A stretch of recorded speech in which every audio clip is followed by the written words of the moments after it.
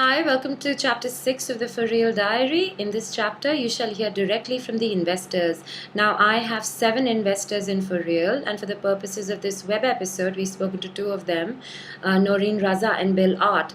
One is a lawyer who represents a trust, and the other is an angel investor whose background is in technology. And I didn't know either of them. They were perfect strangers to me. And in talking to them this time, it was a learning experience for me also to realize the nuances of what goes into an investor's decision making that leads to the final investment. So here goes. Here's a 2-part series, chapter 6 and chapter 7, devoted to Noreen Raza and William B. Art. Well, so I first came in contact with For Real in January, and a group of us, 5 of us, every Thursday would get down to New York City and have dinner in New York City. And that Thursday in January in New York City, it was outrageously cold. You didn't have to make that trek, but you elected to make the trek, and I think it turned out okay for you.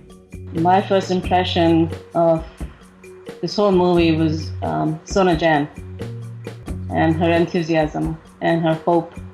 And I read the script, and it was actually a go. It was beautiful. What was the deciding factor for you in doing this film? Because you grilled me long enough, remember? I did. I just wanted to make sure that you were committed to it. I was very enamored with the whole thing on a couple of points. One, obviously your energy level was amazing. If you weren't committed to it and fully involved in it, didn't matter how much money was put into a project. It was your baby. The second one was your business plan. And third, you're 20-something and you've already got a degree in economics. Even if this fails, then I can rely on you to help figure out how I recover my money because of your economic background.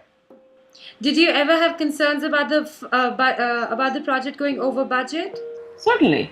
You hear horror stories about films going over budget. No, actually not. And no, I never had any concerns about it going over budget. Actually, in some respects, I was a little more fearful that it maybe was running under budget. What I'm suggesting is the peak efficiency isn't necessarily the lowest cost, but the peak efficiency may be what you should be driving to instead of the lowest cost. And the fact that you wrote it, you directed it, you produced it, you wrote the songs, I mean, that's just an amazing accomplishment.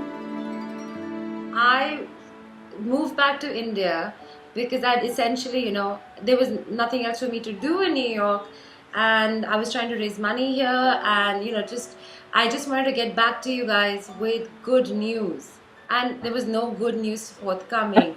And I got an email from you which said, Sona, what's going on? And when I responded, and you said, you just have to keep us informed. People don't know what's going on till you tell them. All you can think of is things going A, wrong with you, B, wrong with the project. So if you know what's going on, it's so much easier to deal with it.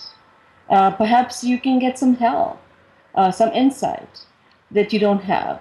Or just say, hey, it's going to be okay. And I think that's also, something that investors would have to face when they invest in young people, because we may be very passionate about what we want to do, but we don't know how to face adversities and unpaid bills and embarrassment and delays. We don't know that, that those things pass and good times will come back. It's just part of that whole responsibility taking and facing up to things even when they're difficult, because everybody likes the limelight when things are going well.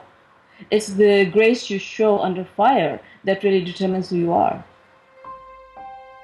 We were complete strangers when we met. We didn't have any prior connection. What do you think that an artist can do to create that connect? They better, for me, they have to believe in what they're doing.